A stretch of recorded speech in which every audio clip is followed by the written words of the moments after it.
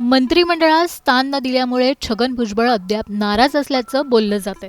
त्यांची समजूत घालण्याचा प्रयत्न सुद्धा कुठल्या नेत्याने केला नसल्याने भुजबळ एकाकी पडल्याची कुजबूज आहे। त्यामुळे आता छगन भुजबळ कुठला मोठा निर्णय घेणार याकडे सर्वांचं लक्ष लागलंय।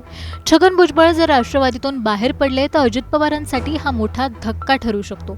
येत्या काळात अजित पवारांच्या राष्ट्रवादीत मोठा राजकीय भूकंप होणार।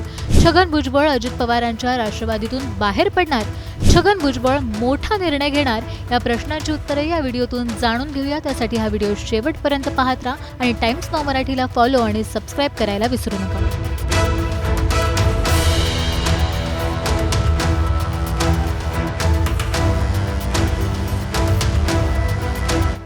राष्ट्रवादीचे ज्येष्ठ नेते छगन भुजबळ मोठा निर्णय घेण्याच्या तयारीत असल्याचं बोललं जातं। फडणवीसांच्या मंत्रिमंडळात स्थान न दिल्याने भुजबळ नाराज असल्याचा दावा केला जातोय। भुजबळांनी ही त्यांची नाराजी उघडपणे बोलून दाखवली।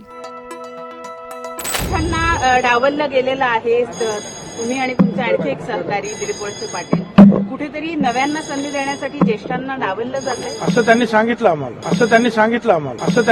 आम्हाला।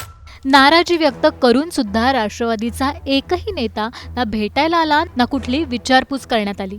यावरून भुजबळ आणखीनच नाराज असल्याचं सांगितलं जातंय। त्यामुळे भुजबळ यांच्या गोटात हालचाली वाढल्याचं बोललं जातंय।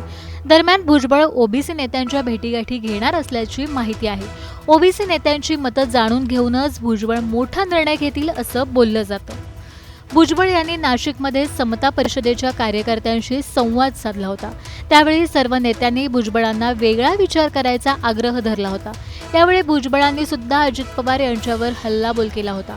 यानंतर राष्ट्रवादीचा एकही नेता भुजबळांना भेटला नसल्याची चर्चा आहे।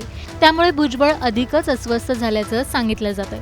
अजित पवारांपासून वेगळं झाल्यानंतर भुजबळांकडे 3 पर्याय असल्याचं बोललं जातं। तो म्हणजे एकतर पुन्हा शरद पवार गटात जाणं, दुसरं भाजपमध्ये प्रवेश करणं आणि तिसरा पर्याय म्हणजे ओबीसींची देशव्यापी संघटना उभारणं। आता यापैकी भुजबळ कुठला निर्णय निवडणार याकडे सर्वांचं लक्ष लागले। भुजबळांचं राष्ट्रवादीतून बाहेर पडणं हा अजित पवारांसाठी मोठा भूकंप ठरणार का? तुम्हाला काय वाटतं हे आम्हाला कमेंट करून नक्की कळवा।